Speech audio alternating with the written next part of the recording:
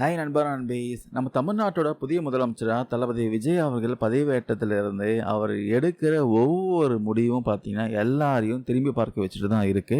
அமைச்சரவையில் பலருக்கும் துறைகளை ஒதுக்கீடு செஞ்சாலும் ஒரு முதலமைச்சரா அவர் தன் கையில் என்னென்ன பவர்ஃபுல்லான துறைகள் வச்சிருக்காருன்ட்டு கண்டிப்பாக எல்லாரும் தெரிஞ்சுக்கணும்.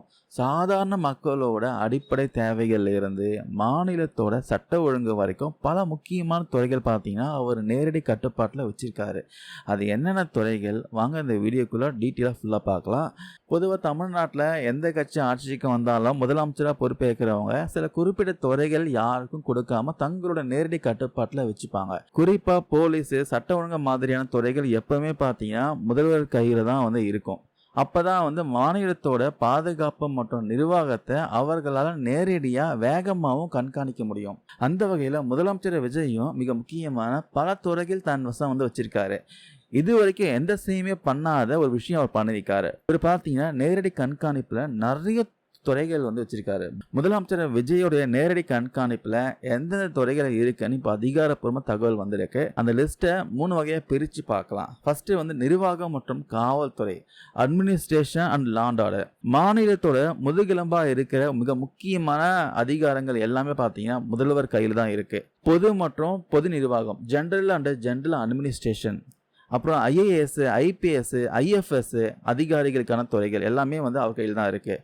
மாவட்ட வருவாய் அலுவலர்கள், அதாவது டிஸ்ட்ரிக்ட் ரெவன்யூ ஆஃபீஸர் கட்டுப்பாடும் பார்த்தீங்கன்னா அவர் கையில் தான் இருக்குது. எல்லாவற்றுக்கும் மேலாக காவல்துறை, போலீஸு, உள்துறை, ஹோம் டிபார்ட்மெண்ட் இதுவும் பார்த்தீங்கன்னா நேரடி கட்டுப்பாட்டில் தான் இருக்குது. அதுக்கப்புறம் மக்கள் நலம் மற்றும் சிறப்பு திட்டங்கள், பப்ளிக் வெல்ஃபேர் ஸ்பெஷல் ப்ராஜெக்ட்ஸ், மக்களுக்கான திட்டங்கள்லாம் நேரடியாக போய் சேர்க்கணுன்றதுனால முதலமைச்சர் பார்த்தீங்கன்னா ரொம்ப கவனமாக இருக்காரு. அதனால இந்த துறைகளையும் அவரே பார்த்தீங்கன்னா கண்காணிக்க போறாரு. சிறப்பு திட்ட அமலாக்கம், ஸ்பெஷல் ப்ரோக்ராம் இம்ப்ளிமெண்டேஷன் சொல்லுவாங்க. அப்புறம் மகளிர் நலம், உமன் வெல்ஃபேர், இளைஞர் நலம், யூத் வெல்ஃபேர், குழந்தைகள் நலம், சில்ட்ரன் வெல்ஃபேர், முதியோர் நலம், எல்டர்லி வெல்ஃபேர், மாற்றுத்திறனாளிகள் நலம், டிஃபரெண்ட்லி ஏபிள்டு வெல்ஃபேர். இந்த துறைகளும் பார்த்தீங்கன்னா டைரெக்டாக அவர் கண்காணிப்பில் இருக்குது.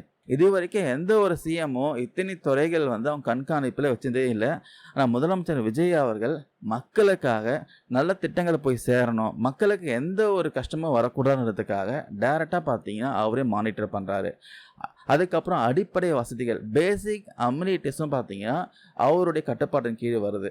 சாதாரண மக்களோட அன்றாட வாழ்க்கைகளோட சம்மந்தப்பட்ட 2 முக்கியமான துறைகளும் தன் கைவசம் வச்சிருக்காரு. நகராட்சி நிர்வாகம், முனிசிபல் அட்மினிஸ்ட்ரேஷன், குடிநீர் விநியோகம், வாட்டர் சப்ளை.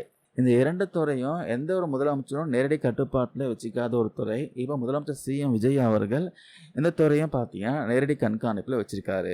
இதில் நீங்கள் நல்லா கவனித்து பார்த்தீங்கன்னா ஒரு விஷயம் புரியும். பொதுவாக முதலமைச்சர் இந்த உள்துறை, பொது நிர்வாகம் மட்டும்தான் வச்சுப்பாங்க. ஆனால் முதலமைச்சர் விஜய் அவர்கள் மகளிர், முதியோர், இளைஞர், மாற்றுத்திறனாளிகள் நலன், இது மாதிரி சமூகத்தின் விளிம்பு நிலையில் உள்ள மக்களுக்கான துறைகளையும், குடிநீர் விநியோகம் போன்ற அடிப்படை தேவைக்கான துறைகளையும் தன் கட்டுப்பாட்டில் வச்சிருக்காரு.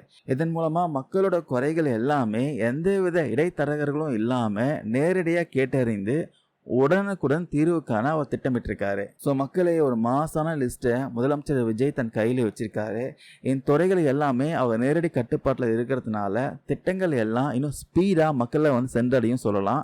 போலீஸ் துறை அவர் வச்சிருக்கிறதுனால எந்த அளவுக்கு சட்ட ஒழுங்கு பாதுகாப்பாக இருக்குன்னு பொறுத்து பார்க்கலாம். இது விஷயமா உங்களுடைய கருத்துக்கள் ஏதாவது இருந்தால் மறக்காம கமெண்ட்ஸில் பதிவு பண்ணுங்க. இந்த வீடியோவில் ஷேர் பண்ண தகவல் எல்லாமே யூஸ்ஃபுல்லாக இருக்கும் நம்புகிறேன். தேங்க்யூ நண்பா நண்பீஸ்.